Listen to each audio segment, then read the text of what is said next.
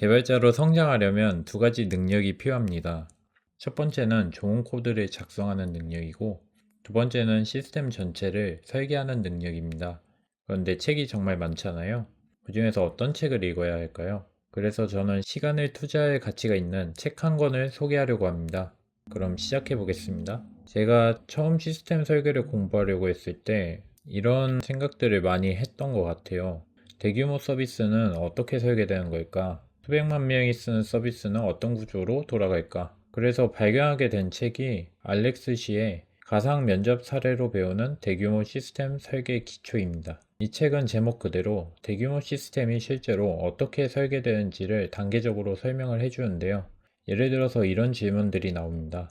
URL 단축 서비스는 어떻게 만들어질까? 채팅 시스템은 어떻게 설계할까? 뉴스피드 시스템은 어떤 구조로 만들어질까?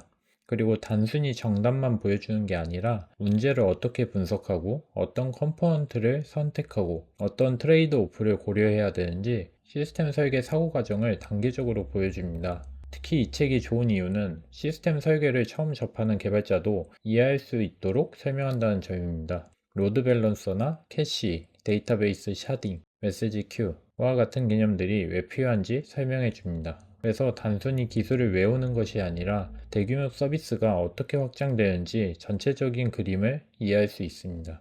그리고 코드만 잘 작성하고 기능만 잘 동작하면 되는 게 아니냐고 할 수 있는데 실제 서비스는 하나의 코드의 기능으로만 동작하는 게 아니라 수많은 컴포넌트가 연결된 하나의 시스템으로 동작합니다. 그래서 이 서비스를 어떻게 확장시킬지, 트래픽이 10배 늘어나면 아키텍처를 어떻게 구성할지, 장애가 발생하면 어떻게 대응할지와 같은 고민들을 해야 합니다. 이 책은 그러한 시스템 설계 사고방식을 길러주는 책입니다. 물론 책을 읽는다고 해서 자동으로 시스템 설계를 잘하게 되는 건 아닌데요. 하지만 중요한 거는 읽고 생각하고 실제 시스템에 적용해 보는 겁니다. 예를 들어서 이 책에 나온 시스템을 보면서 우리 시스템은 어떻게 되어 있을까?